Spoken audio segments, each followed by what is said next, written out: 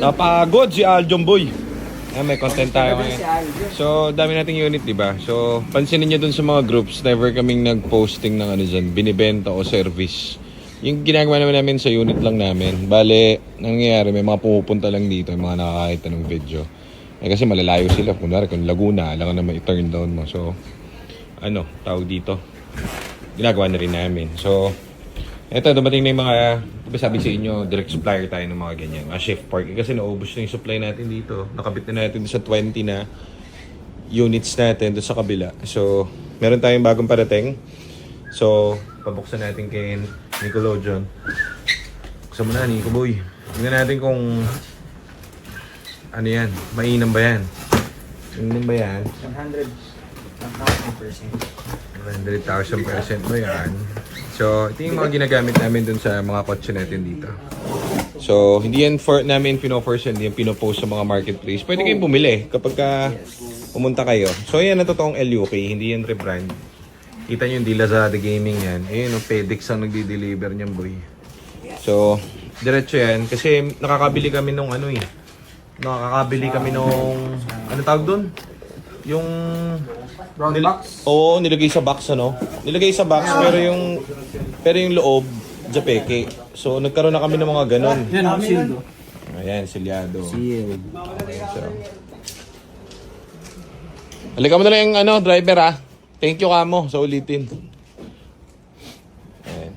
So, ganyan dapat. Kasi makabili kayo niyan sa labas. Sa totoo lang, bakal yung loob, iba yung texture, So, hindi rin tatagal yun. So, kailangan original. So, itong mga ito yung gamit dun sa mga binibenta namin.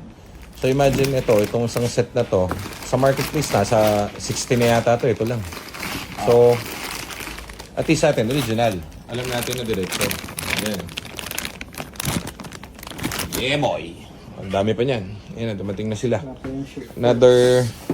Ay, wala pa yung shift fork. Shift forks nandun pa sa truck. Pero meron dito sa amin. Meron din. Tingnan pa pala, ang dami. Yeah. Dami pala yan. So, ito yung clutch set natin na ginagamit. So, original yan. Again, sabihin sa inyo, maghanap kayo ng post namin sa groups. Wala kami makikitang post. Hindi kami na magbebenta niyan. So, para sa sariling gamit namin yan.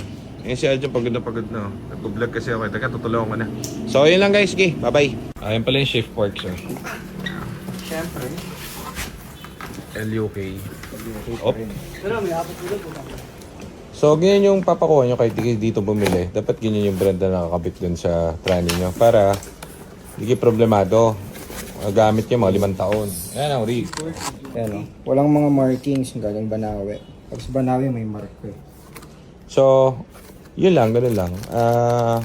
Marami naman din nagbebenta niyan na legit. Kaso, yung sa amin kasi bulk kasi di ba ang dami namin binababa. So, nangyari, kumukuha na kami directly.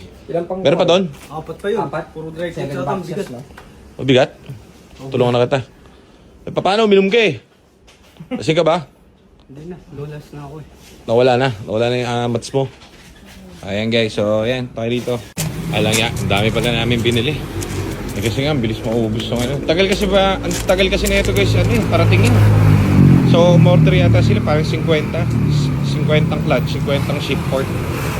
Hindi na siguro tayo maubusan yan sa mga pambenta natin, Dami na po ito. Solid din. Puro radio okay, puro guys. O sige, ano gagawin ko? Hawakan ko lang to tapos bubati mo. Sige guys, magbubuhat muna kami Kawawa naman to. Sige. Kaya naman pala Yung mabigat ka yung brake clutch. May ako pilay ako Miko. Ako sa puso Mabigat pag yung clutch. Ay sorry, ano ba yung Ayan guys, siguro magbibideo na lang ako para hindi na nila ako obligahin buhat. Tandaan na kasi ako Talagang kumbaga yung sabi nga ng doktor ko, huwag na ako naglalakad Sabi nila parang iho, pahinga ka na. Parang pinapainom na rin nila ako ng maintenance. Sabi sa akin ng doktor. Ayaw nila akong pinagpapawisan din.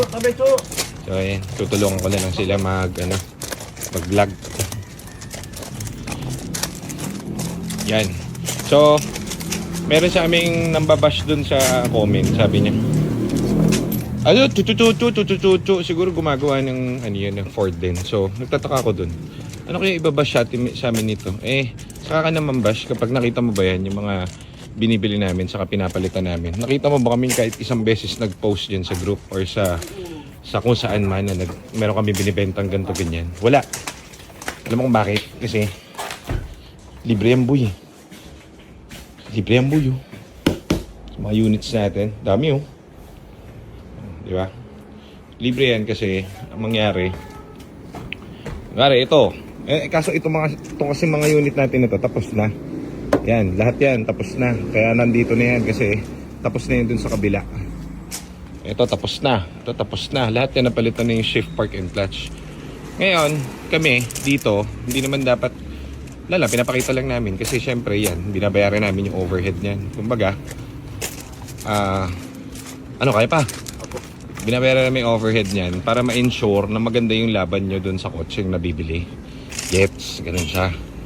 So, ilang naman yan, hindi naman trabaho ng ano yan. Buy and sell nga may nakita ka bang buy and sell na sinakop namin lahat. Sinakop yung service, sinakop yung repair, sinakop yung pagbebenta. Pero ang mainly focus talaga magbenta ng sasakyan. Pero paano mo gagawin yung magbenta ka ng magandang sasakyan kung may problem naman yung sasakyan? Kasi nga second hand. So bibigyan mo ng magandang laban. So ito yung nakita namin na nagiging problem ng mga bumibili ng Ford. Ito yung sinolusyonan namin. So ganun siya. Hindi yan tipong bibili ka rito tapos papagawa mo sa amin. Hindi. Binibili po yan dito every unit. Tapos na. Kumbaga na siya, na heavy PMS na siya. So yan. Hindi naman siya actually sira yung mga ganyan. Ano lang yan. Parang preno nga. Yung logic. Preno. Napupudpod. Tapos bebenta ng second hand. Diba? Bibilin sa market. Pagkabili, pudpud na. So papalitan nyo dapat. So ito yun. Kailangan ba nila doon? Dami. Puno na, di ba? Tapos na yung mga ship park natin sa kabila. Ilan yung 20 piraso? Oo, ito nakapalit guys. So tingnan mo, meron pa tayo ditong room para sa mga parts. Pakita ko sa inyo. Ayan, kita mo. Oh, hindi naman namin binibenta yan. Wala kami nakapost wala kami binibentang langis. Pero lahat yan para doon sa ano natin, sa mga binibenta natin unit. Oh, dito yung mga drive belts natin. Ayan drive belts. Ayan tayong mga, ang tawag dito? Timing belt, drive belts. Oxygen sensor. Kompleto. Cabin filter. Ito, ubus na. Low stocks yung langis natin. So, replenish lang kami na replenish. Ito, hindi binibenta to. Kumbaga, pansariling gamit dun sa mga kotseng binibenta. Wala kang makikitang ganyan. Motoclub. Puro kompleto na nga yun para makakabuo na kami ng ano rito Para na kaming ano rito, kasa ng Ford. Ayun mo na. Sige. Masarap ba ulo mo? Masarap ulo mo? Uminom ka kagabi Hindi ako uminom. Uminom pa kagabi. Kami, all goods kami nito, no? Magkapatuyo ng pawis mo, tulok. Baka mamaya. Ano ka na naman?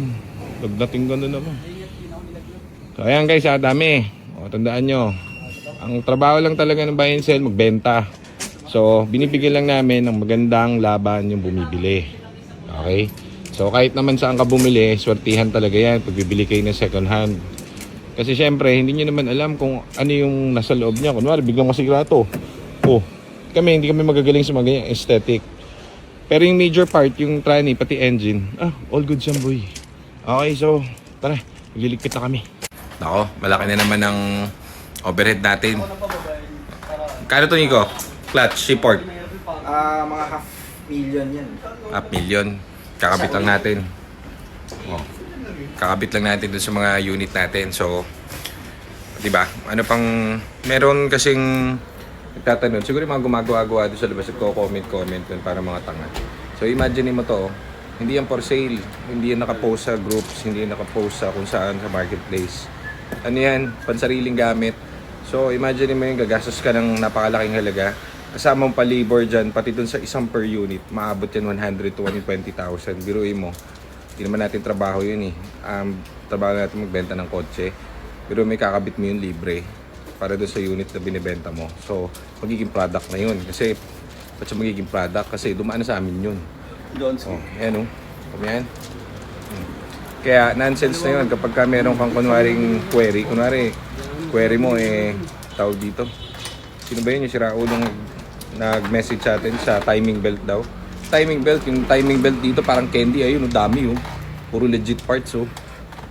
Kumbaga nagpalit ka nga ng 120,000 na buong trani eh. Dudugasin mo pa yung 1.5, halagang 2.5. Panchupipay yun eh. Pang ano yun eh. Pang cheap yun eh. Di ba? Gastos ka ng ganyang kalaki, ibig sabihin wala kang ikakabit doon sa kotse na titipirin mo. Kasi ginastos ka na nga ng 120,000. Titipirin pa yung mga timing belt, yung mga ganun, yung mga langis. Ew! Pang ano yun eh, pang puro yun eh.